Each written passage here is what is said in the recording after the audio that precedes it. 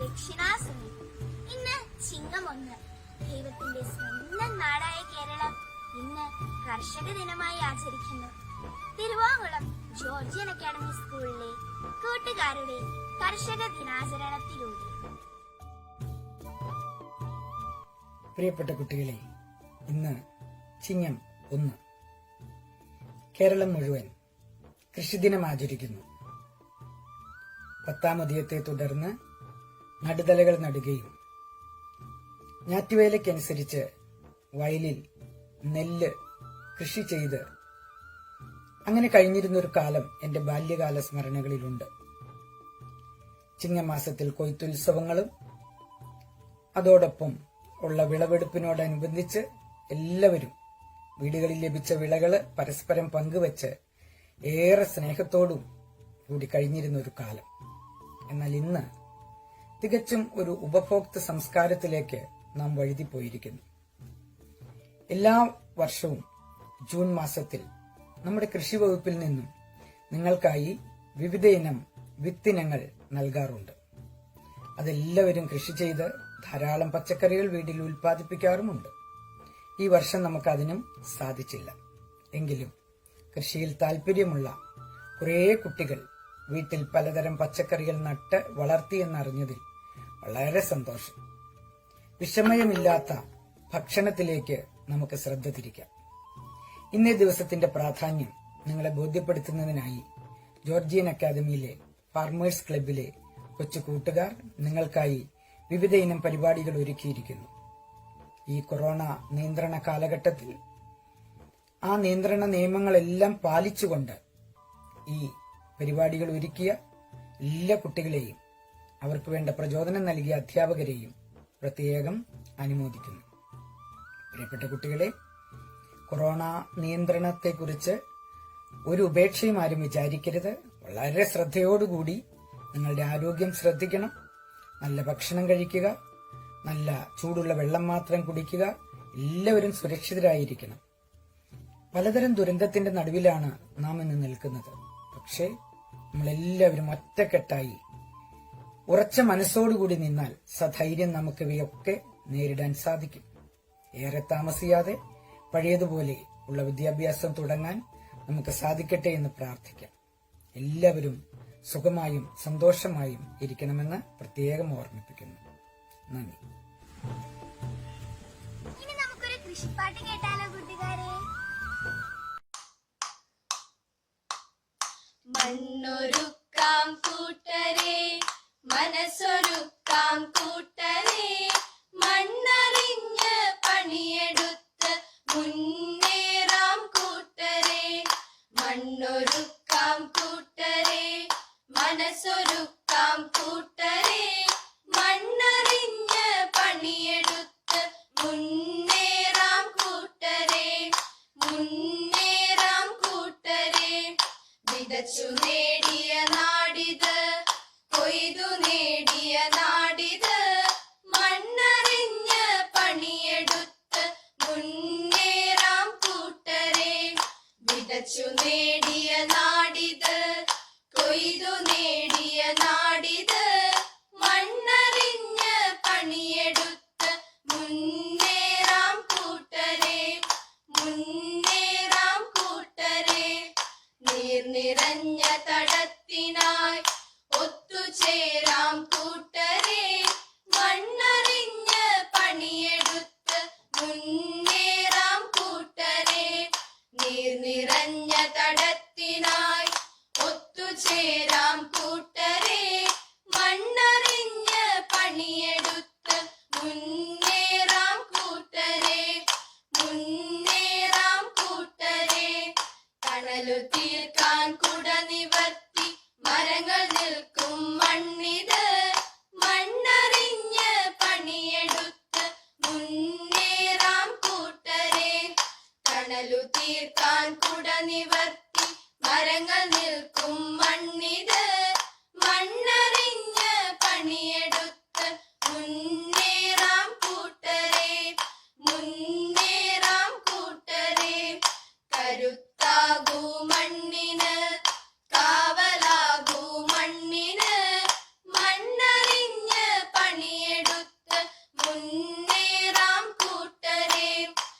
കരുത്താകൂ മണ്ണിന് കാവലാകൂ മണ്ണിന് മണ്ണറിഞ്ഞ് പണിയെടുത്ത് മുന്നേറാം കൂട്ടരെ മുന്നേറാം കൂട്ടരെ പൊന്നു വിളയും മണ്ണിത് പൊന്നുപോലെ കാക്കണം മണ്ണറിഞ്ഞ് പണിയെടുത്ത് മുന്നേറാം കൂട്ടരെ പൊന്നു വിളയും മണ്ണിത് പൊന്നുപോലെ കാക്കണം മണ്ണറിഞ്ഞ് പണിയെടുത്ത് മുന്നേറാം കൂട്ടരെ മുന്നേറാം കൂട്ടരെ കാലം കാക്കും സ്വപ്നമെല്ലാം സഫലമാക്കാം കൂട്ടരെ മണ്ണറിഞ്ഞ് പണിയെടുത്ത് മുന്നേറാം കൂട്ടരെ കാലം കാക്കും സ്വപ്നമെല്ലാം സഫലമാക്കാം കൂട്ടരെ മണ്ണറിഞ്ഞ് പണിയെടുത്ത് മുന്നേറാം കൂട്ടരെ മുന്നേറാം കൂട്ടരെ മണ്ണൊരുക്കാം കൂട്ടരെ മനസ്സൊരുക്കാം കൂട്ടരെ മണ്ണറിഞ്ഞ് പണിയെടുത്ത് മുന്നേറാം കൂട്ടരെ മണ്ണൊരുക്കാം കൂട്ടരെ മനസ്സൊരുക്കാം കൂട്ടരെ മണ്ണറിഞ്ഞ് പണിയെടുത്ത് മുന്നേറാം കൂട്ടരെ മുന്നേറാം കൂട്ടരെ മുന്നേറാം കൂട്ടരെ. കർഷക ദിനത്തിന്റെ പ്രാധാന്യത്തെക്കുറിച്ച് പി. ജോർജ് പറയുന്നത് ഒന്ന് കേൾക്കൂ. സുപ്രഭാതം കൂട്ടുകാരെ. ഇന്ന് ചിങ്ങം 1 കർഷക ദിനം. ശകപിറവി ദിനമായ ചിങ്ങം 1 നമ്മുടെ കേരളത്തിൽ കർഷക ദിനമായി ആചരിച്ചു വരുന്നു. മികച്ച കർഷകരെ കണ്ടെത്തുന്നതിനും ആദരിക്കുന്നതിനും കാർഷിക മേഖലയെ പുരോഗതിയിലേക്ക് നയിക്കുന്നതിനും ഈ ദിനത്തിൽ വിവിധ പരിപാടികൾ സംഘടിപ്പിക്കാറുണ്ട്. സംസ്ഥാന കൃഷി വകുപ്പിന്റെയും തദ്ദേശ സ്വയംഭരണ സ്ഥാപനങ്ങളുടെയും വിവിധ സംഘടനകളുടെയും സംയുക്ത ആഭിമുഖ്യത്തിലാണ് പരിപാടികൾ നടത്താറുള്ളത്. വിജയികൾക്ക് സംസ്ഥാന തലത്തിലും ജില്ലാ തലത്തിലും ഗ്രാമപഞ്ചായത്ത് തലത്തിലും സമ്മാനങ്ങൾ നൽകി വരുന്നുണ്ട്. കാർഷിക മേഖലയിലേക്ക് കൂടുതൽ പേരെ ആകർഷിക്കുന്നതിനും പുതുതലമുറയിൽ കാർഷിക അവബോധം വരുത്തുന്നതിനും ഈ ദിനാചരണം ഏറെ പ്രയോജനപ്പെടും. പല രാജ്യങ്ങളിലും കർഷകർക്ക് വേണ്ടി ഒരു ദിവസം തിരഞ്ഞെടുത്ത് മികച്ച കർഷകരെ ആദരിച്ചു വരുന്നു. ഐക്യരാഷ്ട്രസഭയ്ക്കു കീഴിൽ കൃഷിയെ പ്രോത്സാഹിപ്പിക്കുന്നതിന് ഫുഡ് ആൻഡ് അഗ്രികൾച്ചർ ഓർഗനൈസേഷൻ പ്രവർത്തിച്ചു വരുന്നുണ്ട്. 500 ദശലക്ഷം വരുന്ന ചെറുകിട നാമമാത്ര കർഷകരുടെ അധ്വാന ഫലമായിട്ടാണ് പട്ടിണി ഇല്ലാതാകുന്നത്. കൃഷിക്ക് അതിന്റെ ആന്തരിക കരുത്ത് വീണ്ടെടുത്തുകൊണ്ട് മാത്രമേ ഫലപ്രദമായി മുൻപോട്ട് പോകാൻ സാധിക്കുകയുള്ളൂ. കൃഷി കേവലം ഒരു സാമ്പത്തിക പ്രവർത്തനം മാത്രമല്ല എന്ന തിരിച്ചറിവോടെ കൃഷിയുടെ സംസ്കാരം നാം തിരികെ പിടിക്കണം. ഉപയോഗിക്കാനുള്ളവ ഉൽപ്പാദിപ്പിക്കാനും ഉൽപ്പാദിപ്പിക്കാനുള്ളവ ഉപയോഗിക്കാനും കഴിയുന്ന ഒരു ജീവിതശൈലി നാം സ്വീകരിച്ചു തുടങ്ങിയാൽ കമ്പോളത്തിന്റെ പ്രലോഭനങ്ങളെ കീഴ്പ്പെടുത്താനുള്ള ആത്മവീര്യം നമുക്കുണ്ടാകും. ഇത്തരം ആത്മവീര്യമുള്ള കർഷകരെയും കാർഷിക കൂട്ടായ്മകളെയുമാണ് നമ്മുടെ നാടിന് ആവശ്യം. നാളത്തെ പൗരന്മാരായ വിദ്യാർത്ഥികളിൽ നിന്നും ഇതുപോലെയുള്ള കാർഷിക കൂട്ടായ്മകൾ ഉയർന്നു വരുമെന്ന പ്രത്യാശയോടെ ഒരു പുതിയ കാർഷിക സംസ്കാരം വളർന്നു വരട്ടെ എന്ന് നമുക്ക് ആശംസിക്കാം. ഈ പുതുവർഷത്തിന്റെ പുതുപുലരിയിൽ കൊറോണ എന്ന മഹാമാരിയെ അതിജീവിച്ച് നമ്മുടെ കാർഷിക സംസ്കാരത്തെ പുരോഗതിയിലേക്ക് നയിക്കുന്നതിന് നമ്മുടെ എല്ലാ കർഷകരും പുതുജീവൻ ആർജിക്കട്ടെ എന്ന് ആശംസിച്ചുകൊണ്ട് നിർത്തുന്നു. നന്ദി, നമസ്കാരം. ഞാറുനടലും കൊയ്ത്തുമൊക്കെ മണ്ണിന്റെ മക്കളായ കർഷകരുടെ രക്തത്തിൽ അലിഞ്ഞു ചേർന്നിരിക്കുന്നവയാണ്. ഇവയെ നമ്മുടെ ഓർമ്മകളിലേക്ക് കൊണ്ടുവരുന്നതിനായി നമ്മുടെ പ്രിയ സുഹൃത്ത് ഭവ്യ പ്രവീൺ അവതരിപ്പിക്കുന്ന ഒരു നാടോടി നൃത്തം കണ്ടാലോ?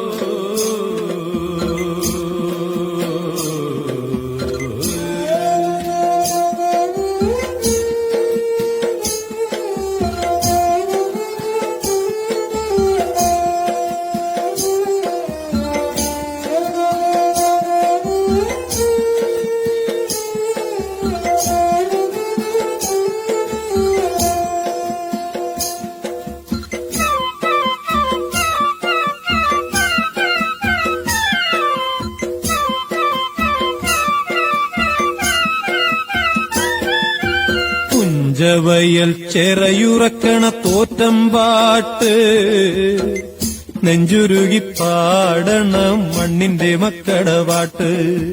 പുഞ്ചവയൽ ചെറയുറക്കണ തോറ്റം പാട്ട് നെഞ്ചുരുകി പാടണം മണ്ണിന്റെ മക്കട പാട്ട്.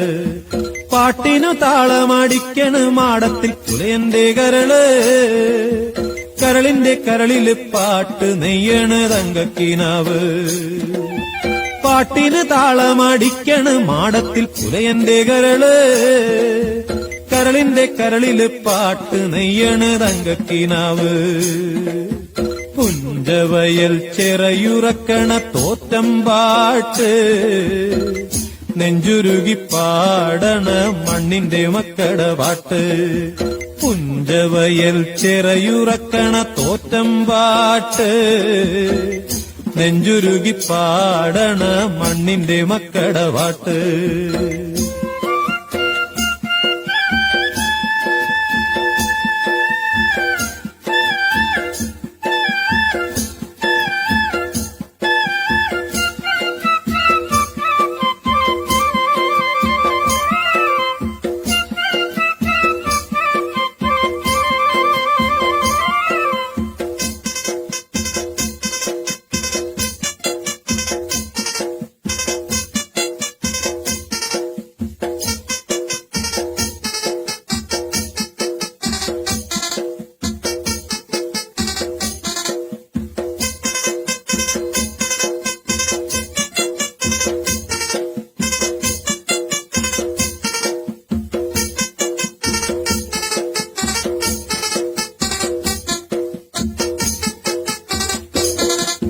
പുഞ്ചപ്പാടത്തിന്റെ ചുണ്ടില് പുഞ്ചിരി പൂത്തുവിരിഞ്ഞ ചെഞ്ചോരമാനത്ത് പുലരി പെണ്ണവൾ ഉണർന്നു വന്ന.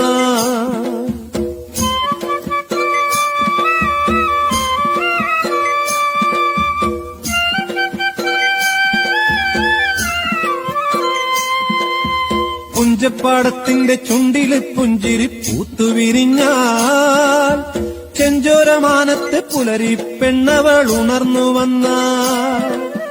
പശയുള്ള ചേരില് പണിതുയർത്തും ഞങ്ങൾ പുതിയൊരു ലോകം, പുതിയ ലോകത്തിന്റെ വരവറിയിക്കണ പാട്ടിന്റെ പാട്ട്. പശയുള്ള ചേരില് പണിതുയർത്തും ഞങ്ങൾ പുതിയൊരു ലോകം, പുതിയ ലോകത്തിന്റെ വരവറിയിക്കണ പാട്ടിന്റെ പാട്ട്.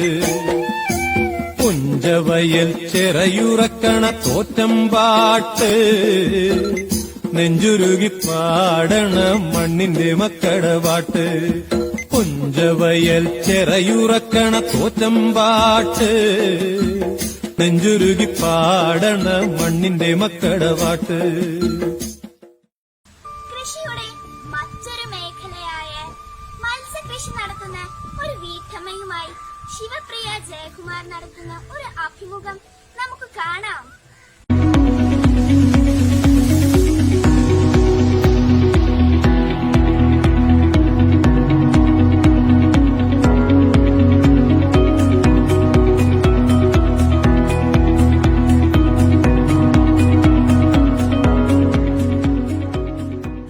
നമസ്കാരം, ഞാൻ ശിവപ്രിയ ജയകുമാർ, ജോർജിയൻ അക്കാദമിയിലെ 6ാം ക്ലാസ് വിദ്യാർത്ഥിനിയാണ്. ഇന്ന് നമ്മളിവിടെ സംസാരിക്കാൻ പോകുന്നത് ജൈവ രീതിയിലുള്ള മത്സ്യകൃഷിയെ കുറിച്ചാണ്. കൂടുതൽ വിവരങ്ങൾ അറിയാനായി നമുക്ക് നിത്യ ആന്റിയോട് ചോദിച്ചറിയാം. എന്താണ് ജൈവ രീതിയിലുള്ള മത്സ്യകൃഷി എന്നുകൊണ്ട് ഉദ്ദേശിക്കുന്നത്? നമ്മൾ ഒരു കൂണ്ട് റെഡിയാക്കി അതിനെ തികച്ചും കെമിക്കലൊന്നും ചേർക്കാതെ കൊണ്ട് മീനിനെ നിക്ഷേപിക്കുകയും ആ മീനിന് യാതൊരുവിധ പുറത്തു നിന്നുള്ള കെമിക്കൽ ഫുഡുകളോ അല്ലെങ്കിൽ അതിൻ്റേതായ മറ്റുള്ള കെമിക്കൽ വളരീതികളൊന്നും പ്രയോഗിക്കാതെ തന്നെ പ്രകൃതിദത്തമായ അല്ലെങ്കിൽ അതിന് തികച്ചും അനുയോജ്യമായ രീതിയിലുള്ള ഭക്ഷണ പദാർത്ഥങ്ങൾ നൽകിക്കൊണ്ട് ആ മീൻ കുഞ്ഞുങ്ങളെ വളർത്തി വലുതാക്കി വിൽപ്പനയ്ക്ക് സജ്ജമാക്കുകയോ അതല്ലെങ്കിൽ വളർത്തി വലുതായതിനു ശേഷം അതിനെ പ്രത്യുൽപാദനം നടത്തി അതിൻ്റെ മീൻ കുഞ്ഞുങ്ങളെ വിൽപ്പനയ്ക്ക് റെഡിയാക്കുകയോ ചെയ്യുന്ന രീതിയാണ് ജൈവ മത്സ്യകൃഷി രീതി. സാധാരണഗതിയിൽ ഏതൊക്കെ മത്സ്യങ്ങളെയാണ് ഫാമിൽ വളർത്താറുള്ളത്? സാധാരണ രീതിയിൽ നമ്മൾ വളർത്തുന്ന മത്സ്യങ്ങളാണ് കട്ല, റോഹു, ഗ്രാസ് കാർപ്പ്, ഗോൾഡൻ കാർപ്പ്. ഇത്രയും മത്സ്യങ്ങളാണ് നോർമൽ രീതിയിൽ നമ്മൾ വളർത്തിയെടുക്കുന്നത്. എത്ര മീൻകുഞ്ഞുങ്ങളെയാണ് നമ്മൾ ഈ കൃഷിക്ക് ഉപയോഗിക്കുന്നത്? നമ്മൾ സാധാരണ ഗതിയിൽ അത് ഒരു സെന്റിൽ 30-40 മീൻകുഞ്ഞുങ്ങളെയാണ് നിക്ഷേപിക്കാൻ പാടുള്ളൂ എന്നാലാണ് അത് അതിൻ്റെതായ രീതിയിൽ സർവേ ചെയ്ത് വരികയുള്ളൂ. പക്ഷേ വ്യാവസായിക അടിസ്ഥാനത്തിൽ നമ്മൾ മീനിനെ വളർത്തുകയാണെങ്കിൽ നമുക്ക് അതിൽ കൂടുതൽ കുഞ്ഞുങ്ങളെ നിക്ഷേപിക്കേണ്ടതായിട്ട് വരും. എത്ര കാലം കൊണ്ടാണ് മത്സ്യങ്ങൾ പൂർണ്ണ വളർച്ചയിലെത്തുന്നത്? നമ്മൾ മത്സ്യക്കുഞ്ഞുങ്ങളെ നിക്ഷേപിച്ച് കഴിഞ്ഞിട്ടുണ്ടെങ്കിൽ കൃത്യമായി തീറ്റ കൊടുത്താൽ, അതായത് രാവിലെയും വൈകിട്ടും അതിൻ്റെ കൃത്യസമയത്ത് തന്നെ തീറ്റ കൊടുത്ത് മുടങ്ങാതെ കൊടുത്ത് വലുതാക്കുകയാണെങ്കിൽ 8 മാസം കൊണ്ട് ഒരു മത്സ്യക്കുഞ്ഞ് 1 കിലോ വളർച്ചയെത്തുന്നതായിരിക്കും. എന്തൊക്കെ തരം മത്സ്യത്തീറ്റകളാണ് ഉപയോഗിക്കുന്നത്? നമ്മൾ സാധാരണയായി മീൻകുഞ്ഞുങ്ങളെ നിക്ഷേപിച്ച് കഴിഞ്ഞിട്ടുണ്ടെങ്കിൽ, ഒരു പോണ്ട് വൃത്തിയാക്കി മീൻകുഞ്ഞുങ്ങളെ നിക്ഷേപിച്ച് കഴിഞ്ഞിട്ടുണ്ടെങ്കിൽ നമ്മൾ നാട്ടിൻപുറത്ത് കിട്ടുന്ന തവിട്, അതുകൂടാതെ കപ്പലണ്ടി പിണ്ണാക്ക്, ഇത് രണ്ടും കൂടി കൃത്യ അനുപാതത്തിൽ മിക്സ് ചെയ്ത് രാവിലെയും വൈകിട്ടും 2 നേരമായിട്ടാണ് മീനുങ്ങൾക്ക് തീറ്റ കൊടുക്കുന്നത്. ജൈവ മത്സ്യകൃഷിയെ കുറിച്ചുള്ള ഇത്രയും വിവരങ്ങൾ പറഞ്ഞു തന്നതിന് നിത്യ ആന്റിക്ക് ഞങ്ങളുടെ ജോർജിയൻ കുടുംബത്തിന്റെ വക നന്ദി രേഖപ്പെടുത്തുന്നു. തൽക്കാലത്തേക്കെങ്കിലും സ്കൂളും ക്ലാസ് മുറികളും നമുക്ക് അന്യമായിരിക്കുന്ന ഈ അവസ്ഥയിൽ ഓൺലൈൻ ക്ലാസ്സിലൂടെ തനിക്ക് ലഭിച്ച അറിവ് പകർന്നു തന്ന ഒരു കൂട്ടുകാരനെ നമുക്ക് പരിചയപ്പെടാം. Good morning. ഞാൻ ബെനറ്റ് ബേസിൽ ബിജു, ജോർജിയൻ അക്കാഡമിയിൽ 7Bയിൽ പഠിക്കുന്നു. 7th സ്റ്റാൻഡേർഡിലെ സയൻസ് ടെക്സ്റ്റ് ബുക്കിലെ റീപ്പിംഗ് ഗോൾഡ് ഫ്രം സോയിൽ എന്ന ചാപ്റ്ററിൽ പഠിപ്പിച്ചതനുസരിച്ച് ഞാൻ എന്റെ വീട്ടിലെ ഒരു പേരമരത്തിൽ ചെയ്ത ലെയറിംഗ് ആണ് ഇവിടെ കാണിക്കുന്നത്. ഏകദേശം 1.5 മാസത്തോളമായി ഞാൻ ഇത് ചെയ്തിട്ട് ഇപ്പോൾ ഇതിൽ വേരുകൾ വന്നു തുടങ്ങിയിട്ടുണ്ട്. ലെയറിംഗ് അഥവാ പതിവെക്കൽ വഴി നമുക്ക് ഒരു സസ്യത്തിന്റെ എല്ലാ ഗുണങ്ങളുമുള്ള പുതിയൊരു ചെടി ഉണ്ടാക്കിയെടുക്കാൻ കഴിയും. നമുക്ക് ലഭിക്കുന്ന ഇത്തരം അറിവുകൾ നമ്മുടെ ജീവിതത്തിലും പ്രയോജനപ്പെടുത്തണമെന്ന് ഈ കർഷക ദിനത്തിൽ നിങ്ങൾ ഓരോരുത്തരോടും ഓർമ്മിപ്പിച്ചുകൊണ്ട് നിർത്തുന്നു. നന്ദി, നമസ്കാരം. പലതരത്തിലുള്ള കാർഷികോപകരണങ്ങൾ നാം കണ്ടിട്ടുണ്ട്. എന്നാൽ ഇന്നത്തെ തലമുറയ്ക്ക് അന്യമായി കൊണ്ടിരിക്കുന്ന ചില കാർഷികോപകരണങ്ങളെ പരിചയപ്പെടുത്തുകയാണ് നമ്മുടെ മിത്ര ജോർജ്. നമസ്കാരം, ഞാൻ മിത്ര ജോർജ്. 9Cയിൽ പഠിക്കുന്നു. ചിങ്ങം 1 വീണ്ടും ഒരു കർഷക ദിനം വന്നിരിക്കുന്നു. അന്യം നിന്ന് പോയേക്ക ചില കാർഷിക ഉപകരണങ്ങളെ പറ്റി ഈ അവസരത്തിൽ ഞാൻ നിങ്ങൾക്ക് പരിചയപ്പെടുത്താം. ഇത് തൂണി, ഇടങ്ങഴി, നാഴി ഇവയൊക്കെ പണ്ട് കാലത്ത് നെല്ലടക്കാനാണ് കർഷകർ ഉപയോഗിച്ചിരുന്നത്. ഇതാണ് കലപ്പ. ഇന്ന് ട്രാക്ടറും ടില്ലറും ഒക്കെ ചെയ്യുന്ന ജോലി പണ്ട് കാലത്ത് കലപ്പ ഉപയോഗിച്ചാണ് ചെയ്തത്. ഇതാണ് തേക്കുകൊട്ട. പണ്ട് കാലത്ത് വെള്ളം കോരി നെൽപ്പാടം നനയ്ക്കാനായിട്ട് ഉപയോഗിച്ചിരുന്ന വസ്തുവാണിത്. ധാരാളം കൃഷിച്ചൊല്ലുകൾ നാം കേട്ടിട്ടുണ്ട്.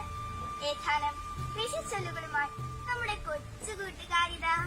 കുമ്പത്തിൽ മഴ പെയ്താൽ കുപ്പയിലും മാണിക്യം. വിത്തില്ലാതെ ഞാനില്ല. സമ്പത്ത് കാലത്ത് കൈ 10 വെച്ചാൽ ആപത്ത് കാലത്ത് കാ 10 തിന്നാം. ഞാറ്റിൽ പിഴച്ചാൽ ചോറ്റിൽ പിഴച്ചു എന്ന വിത്ത് മുളയിലറിയാം. എല്ലുമുറിയെ പണിതാൽ പല്ലുമുറിയെ തിന്നാം. വിത്ത് ഗുണം 10 ഗുണം. നട്ടാലേ നേട്ടമുള്ളൂ. മകരത്തിൽ മഴ പെയ്താൽ മലയാ